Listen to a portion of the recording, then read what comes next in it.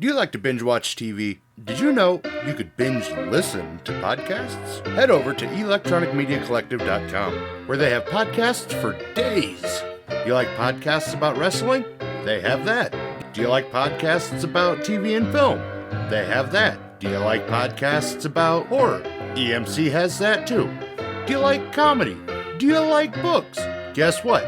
They've got you covered. Head over to electronicmediacollective.com. Pick your favorite podcast today. Hey, y'all, this is Lou Temple. You know me as Axel from The Walking Dead, and you're listening to Moose's Monster Mash. You're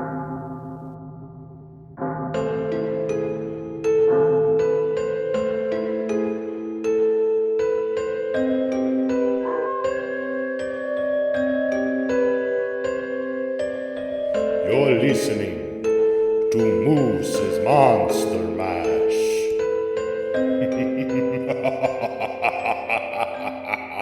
Welcome, horror hounds, to an all-new episode of Moose's Monster Mash. I'm your host, Moose, and we're bringing back a friend of the show, a friend of mine, and a rising independent filmmaker who is potentially on the cusp of brilliance. Please welcome back creator of the Babezilla franchise, Mr. AJ Chambers. Hello. How's life been? Oh, it's been good. A little crazy. Things are getting out of hand with the filmmaking business here. The Babezilla versus the Cyber Skanks has taken off, and It really has been. now taking on a Stephen C. Apostolopf and Ed Wood movie sequel. Yeah, Almost said remake. You're picking up a sequel that's, 60 years? It is 60 years this year. You know, so it's a little long overdue for a sequel, but you announced you're doing Orgy of the Dead 2. Yes. And it's kind of, I hate to use the word remake, and I didn't want it to be a remake, so I set it up to where it's like a sequel, but it's like it's very similar in format to the original, but completely different at the same time. And I want it to be a really good movie, not boring at all. Because, while dancing naked ladies is entertaining for a minute, it's not feature length. An hour and a half of it gets to be a little, yeah. It wears on you. Yeah, for sure. And this, the original written by, Ed Wood and directed by Stephen Apostolopf. It's funny, you look back and it's labeled as erotic horror. Yeah. And just that genre, erotic horror. You're like, what the fuck is that? What does erotic horror mean? It's I always saw it as it's just another nudie cutie movie for sure. It's like at that time they just needed a reason to. They couldn't just say this is a dancing naked lady movie. They had to have a spin on it. Yeah, I mean it's an hour and a half striptease with a little bit of, it's a Halloween themed striptease is what it is. Yeah, and that's okay. It is what it is. It's got some interesting story elements to it. Yeah. It is interesting that this movie has developed like a cult following. Yeah. And I rewatched it, and watching it now and watching it when I was younger, you get two completely different takes on it. When you're younger, you're like, oh, okay, this is a fun movie. You're watching it now, and you're like, this could have been a lot shorter of a movie. Yeah. And it the storyline is very short. And the acting is what gets me the most, where it's like the dialogue doesn't match the acting at all. He's saying, calm down, and the girl's just sitting there not doing anything that she needs to do anything to calm down about. Well, I mean, that's honestly some of the greatest things about this movie is the inconsistencies. If you watch at the very beginning when they're when Bob and his wife are going through the desert. Yeah. They're driving at night. Yes. And then it's a day shot. Yes. And then they zoom in on the car, and the car's a different color. And his wife's hair is a different color. And it's just, honestly, in this genre that eventually, that Ed Wood worked in, and then Trauma kind of like embodied. Those are the things I really enjoy. Just those little quirks in a movie that are like, all right, this is where it kind of becomes like a horror comedy, Yeah. Where they're not, they're aware they're not trying, and it makes it fun. Actually, that day and night thing, I got the inside scoop on that, and it was supposed to be a day for night shot, which is where they film at day, but they turn it into night at post. And they had the notes on it that said turn this into a day for night shot, and they just didn't catch it. Like the editors just missed it completely. So that's awesome. Yeah. And then you have the characters later like Mummy and Wolfman. Yeah. And out of nowhere. Wolfman was great because he had like this perfectly coiffed mane. Like he screamed 60s Wolfman.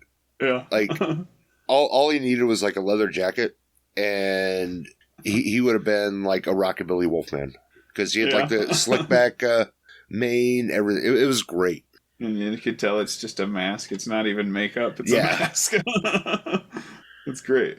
And then the voice for the Mummy was weird because it was like recorded separately, obviously, and then played back on some old reel-to-reel or something. I don't know. I say the Mummy's voice was like an old reel-to-reel, and then the werewolf and Wolfman was like this high-pitched, like almost effeminate howl. So like the voices didn't match the characters, and it's fun to go back and watch these, and it's really great. If you watch Chris Will at the beginning, you can see him reading his lines in the opening scene. I love it. And he was drunk. That's what I love about this genre of film. I mean, there's so many little things that make it, camp for camp's sake. Yeah. And make it lovable. Yeah, even if you're trying to make an honest-to-God movie, if you don't have a huge budget, if you have a time restriction, things happen to where that shit's just going to happen anyway. Yeah, I mean, the budget for this is $10,000. Yeah, and that's, like, when you're shooting on film, that was probably mostly film stock. Yeah. So and luckily, they didn't have to spend that much on location, because it was all one location, really. Yeah. Outside, aside from some pickup spots. That set was already built for another movie that got canceled. Well, so they saved a lot of money. They didn't really have to put anything into that. So, what drew you to want to do a sequel to this movie? Well, I was watching it. Okay, so I had been seeing a lot of people getting older movies that like the rights to make a sequel to, like a lot of indie filmmakers, like in my world, Mercedes the Muse is making a sequel to Poultrygeist. There's this guy who's making a sequel to Redneck Zombies, and those were both Trauma movies, and I thought, well, I could probably do that. I should do that. And then me and my buddy Tony, we were watching this movie one night, and I was like, man, I wonder who owns the rights to this fucking Ed Wood movie, because it is written by Ed Wood, but it's not directed by him. And I knew that meant I don't know if I knew that it meant that, but I wanted to find out who owned it, because we could easily make this like, it's just dancing naked ladies. That's it's themed dancing naked ladies. Yeah, and that'd be easy. And I'm not going to do it exactly like the original. I'm going to add a lot more to it. I want a lot more comedy.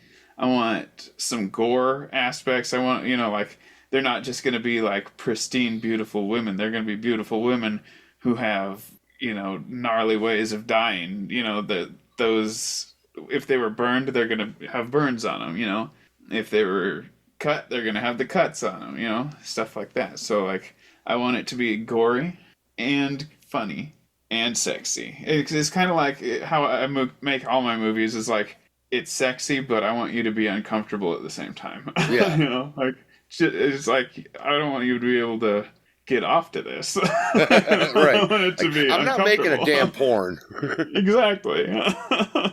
This would be easy for us to do. It would be fun as hell, and it's straight up my alley, you know? Like, so I just went for it, and it took a while, but I figured out who owned it and got the rights. Well, and like, what all did you have to do to get the rights for it? Like, was it just as simple as, a few emails and sign some paperwork, or? Kind of. It took quite a few emails. So there's no easy way to find out who owned it. The studio that made it is gone. This was 60 years ago, so most of the people involved are gone. And so what I was doing was I was going to distributors, people that I knew were distributing the original movie. And I was asking them if they knew who the rights owner was. And I had to have gone through at least 15, 20 people. It took almost a month or more of talking to people that I finally found a guy that a distributor said, this is the guy that we go through.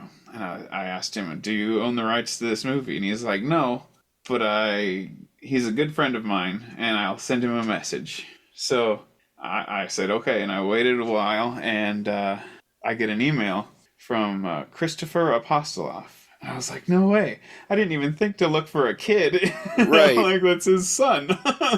Obviously. And then, he got a hold of me. He said he was interested in hearing what I had to say, and I gave him a script and, pitched the idea, pitched who I am, as a filmmaker. And then, we just did a little contract, and we're going to make a movie. That's awesome. Yeah. On the rewatch, and, having watched your other films, this is definitely something that's right up your alley. Yeah. It occurred to me that it'd be fun to, kind of theme the women, like the deaths around like the 7 deadly sins and stuff like that. It'd also be really easy to do. Yeah. Because, there were a couple of them that were easily, gluttony and lust, and it was already there in the original. When you're talking, this is essentially going to be like a soft remake, because there isn't really a way to do a direct sequel. Just it's more of a spirited sequel.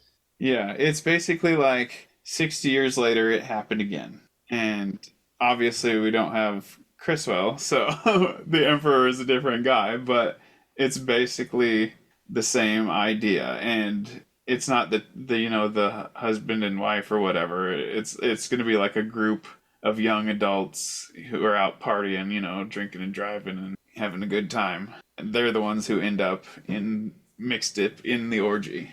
So I haven't looked. Do you have someone in mind for your Emperor yet, or? Yes.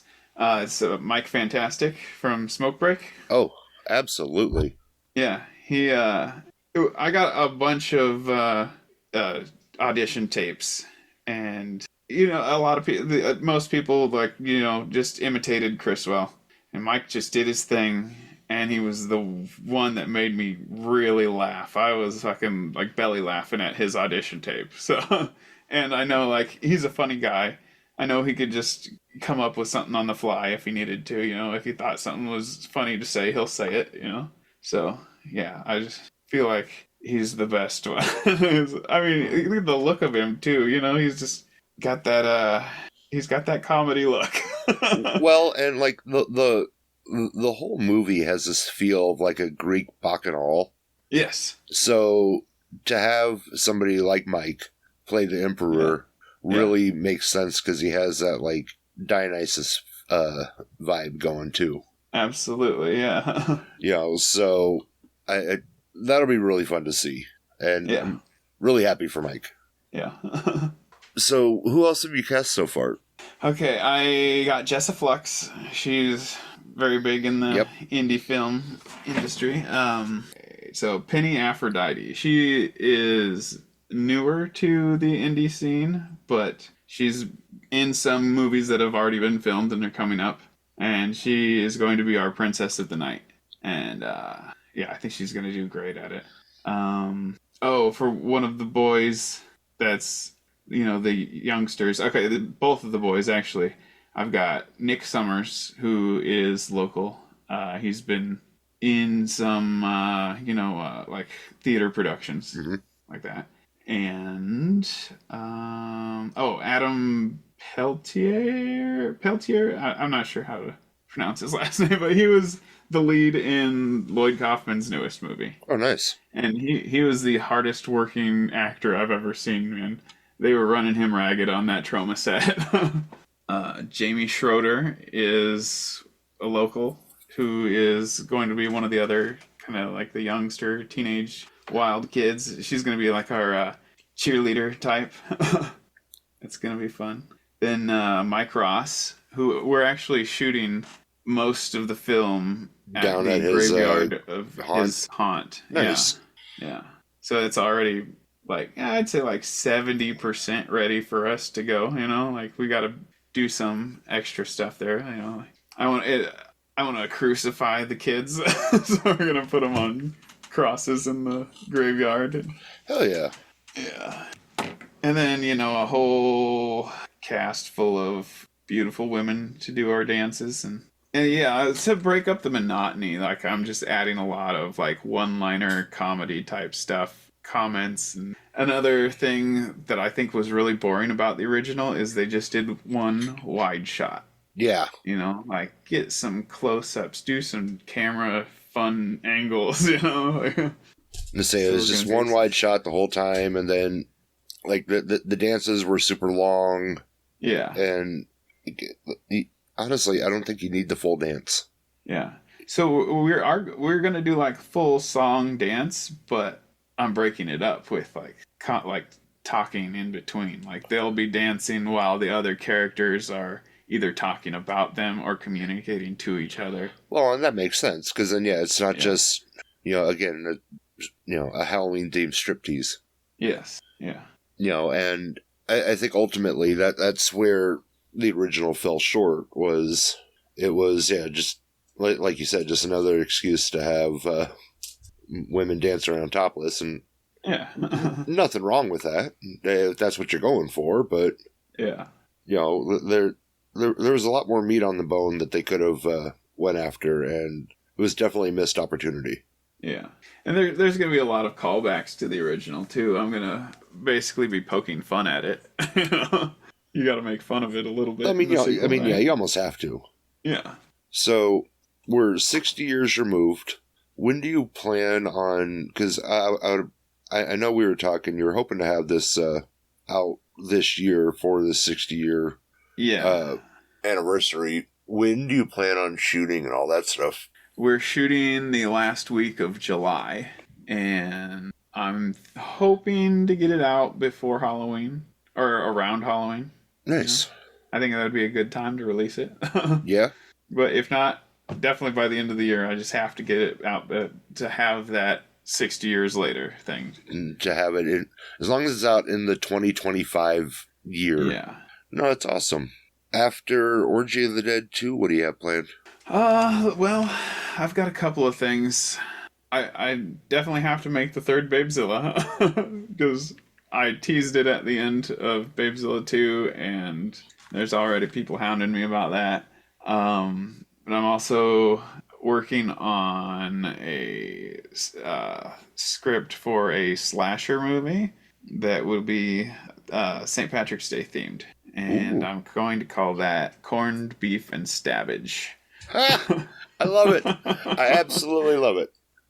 Yeah, I don't know if I'll be able to get both of those done next year, or I'm gonna. And the Smoke Break movie, we're gonna work on that throughout this year. We're not gonna just try to get it all done because everybody's local, so we can just do that on the weekends. That's fantastic, actually. Yeah.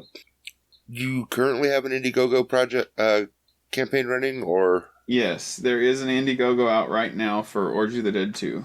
And we're looking to make quite a bit, hopefully, because I want to bring in some outside film crew from the last Trauma movie. These guys did great. They look like a couple of pirate dudes, but they know what they're doing. Their shots were beautiful.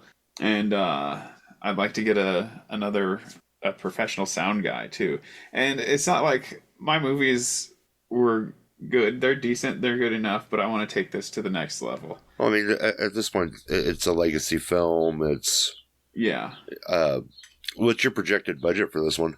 I would like to get 15 to 20,000. So at least double the original. Yeah. And if we don't, we're still going to make it. I've got to finish my films no matter what. You know, I can't leave anything unfinished. It bothers me. Where can listeners keep up to date with updates on Orgy of the Dead 2? There is an Orgy of the Dead 2 Facebook page, or you can follow HojBob Productions on any social media. Well, most social medias, I believe. And you can follow me personally. Just search Andrew J. Chambers or HojBob Productions. You'll find it. Those links will be in the episode description, and you can find me and other great podcasters over at electronicmediacollective.com. Be sure to follow me on Facebook at Moose's Monster Mash or on YouTube at Moose Media Inc. AJ, glad we were able to sit down and do this. I mean, we talked about it, sometime last month. Yeah. Definitely looking forward to your take on this, because, like I said, this movie is absolutely right up your alley. Yeah, it's going to be a fun one. And listeners, go contribute to the Indiegogo. Go check out his other projects. And if you haven't watched Babezilla yet, you probably should. It's available everywhere. And AJ, look forward to the next time you come on. All right. And until next time, Horror Hounds, mash on.